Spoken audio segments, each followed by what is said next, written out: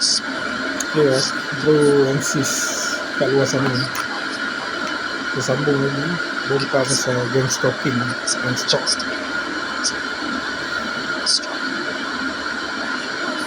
Bila benda ni terjadi kat aku, mula-mula ada seorang datang kat aku. Masa tu aku pergi ke Kawash di Kawash. Aku tak tahu, budak ni memang daripada kejiranan sini. Aku pula pergi Kawash tu jauh. Okay, taklah jauh sangat, tapi agak jauh lah daripada tempat ni. Tahu macam mana, aku tengah cuci motor lah, bukan motor. Dia datang. Aku tak kenal dia juga, aku tak berapa ingat muka dia. Dah lama tak jumpa. Dah, kita masa tu Covid kan, PKP semua, main kat rumah. Tak jumpa orang, tak dia jadi tak kenal lah kan.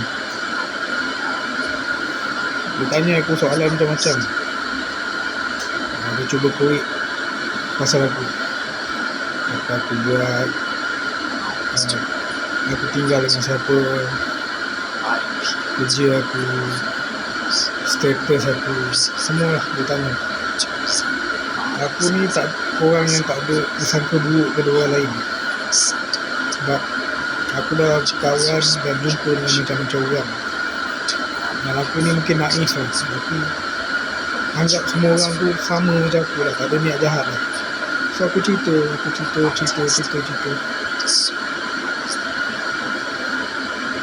Tapi aku tak sangka yang sebenarnya budak ni sebenarnya try collect information daripada aku. Okay. Aku panggil dia CA lah, A, tak nak sebut nama dia, A. So A ni collect information daripada aku, bagi pada, mungkin kita panggil dalam gang stalking ni, dia orang panggil handler yang orang yang handle benda ni lah. So semua info aku pasal aku ni semua aku bawa ke handler tu, aku rasa lah kan. Dari situlah bermulanya gang stalking dalam hidup aku. Okay. Hidup aku tak tenang masa tu. Bunyi bising daripada rumah atas ni, bunyi bising. Aku tinggal seorang-seorang. Okay. Aku tinggal seorang-seorang. Macam-macam bunyi. Macam-macam bunyi tapak kaki, bunyi orang melompat, berlari, empas barang, jatuhkan barang, ngeret kursi, bertukang,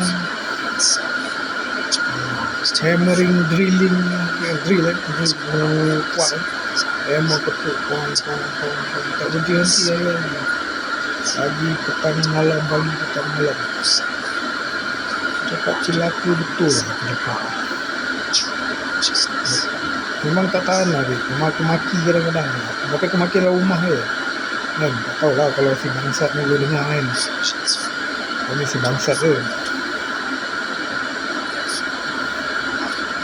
So dia orang mula ganggu hidup aku lah dari situ. Dia start ganggu hidup aku. Erti katanya harassment lah, bukan harassment ni, gangguan ni. Dia start buat harassment kat aku. Bunyi kereta kuat ni babe, exhaust kereta aku duduk tingkat 4. Bunyi exhaust tu kat bawah ni je. Macam kat bawah ni ada parking bunyi kuat gila. Aku dah pusing satu blok ni, pusing tak berhenti. Dia main game dengan aku game stalking. Dia main game, macam main game tu. Dia nak tengok aku punya reaction aku, muka aku punya menggelabah macam mana, tu semua dia nak tengok yang tu.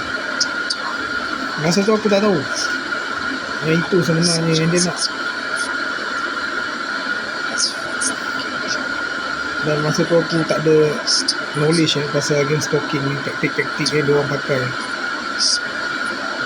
gaslighting, smear campaign,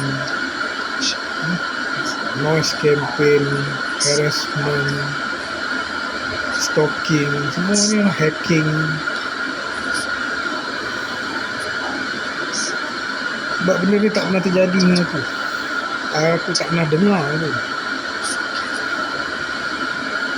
sampailah aku sendiri jadi mangsa, kena target jadi targeted individual lah dia panggil, targeted individual kalau orang kena bank stop PI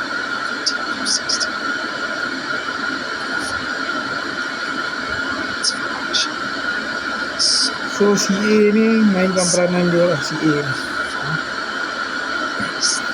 buat bising atau rumah. Sebab dia tinggal atas ni lah. Budak CA ni aku cakap yang aku jumpa kat kawal tu, dia tinggal atas ni. Dia lah buat bising punya kereta apa semua. Dia ni mainkan peranan ni dalam aku punya gangstop ni.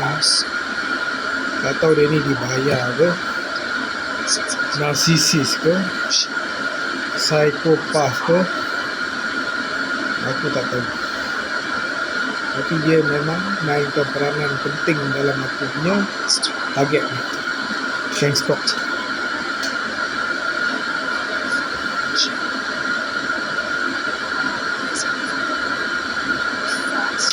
So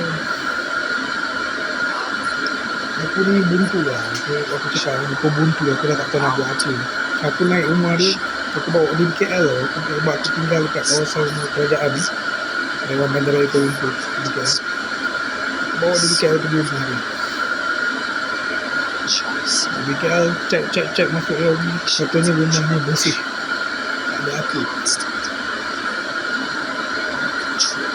Lepas tu dia panggil lah seorang yang cakap dengan aku. Dia ni tinggi-tinggi orang ni, tinggi-tinggi kulit gelap ni, macam Samsing juga lah.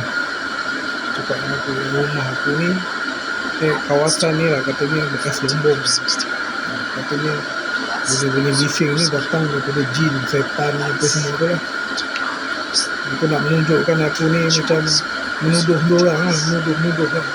Ramai lah puak-puak dia macam tu, ramai geng-geng dia semua keluar lah tengok aku lah. Macam aku yang nuduh-nuduh lah kan. Tapi aku ada rakaman kan, aku ada rakaman bunyi bising tu. Tapi aku tak ada rakaman, dia ketuk dia untuk bising tu. So aku dah malas lah, sebab diorang gunakan taktik ni lah, gaslighting apa semua ni kan. Pusing-pusing cerita mereka, cerita cover up apa semua. Aku dah tak nak naik atas lah, cukup. Sebab tak guna pun, kau yang akan kena balik. Itu lepas tu bunyi bising noise campaign yang diorang buat tu tak berhenti, makin kuat lagi kau rekod lagi dia buat. Cuma dia akan ubah sikit waktu, timing apa semua, tapi dia tetap akan buat. Atas dan bawah berkomplot aku tengah-tengah macam burger kan, sandwich ni. Sebab jiran sebelah ni okey sikit, orang India ni.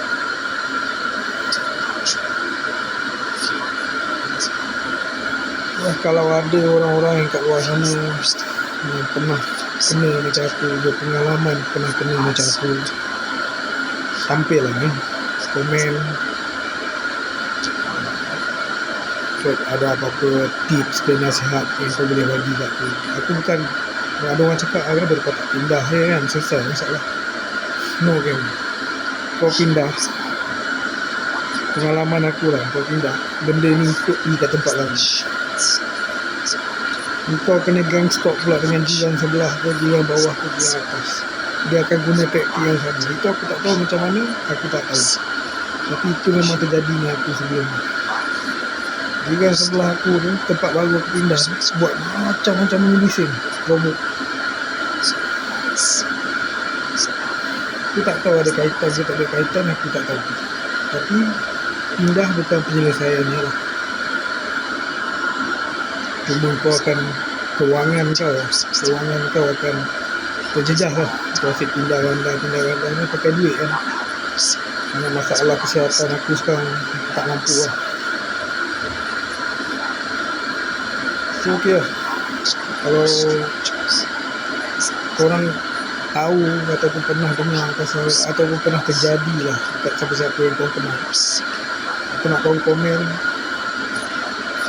atau like video ni, subscribe, share sekali. Maaf lah background bunyi bising sebab aku pakai white noise, aku terpaksa pakai white noise. Sebab apa aku pakai white noise, ada aku cerita je dekat video sebelum ni. Okey. Ciao.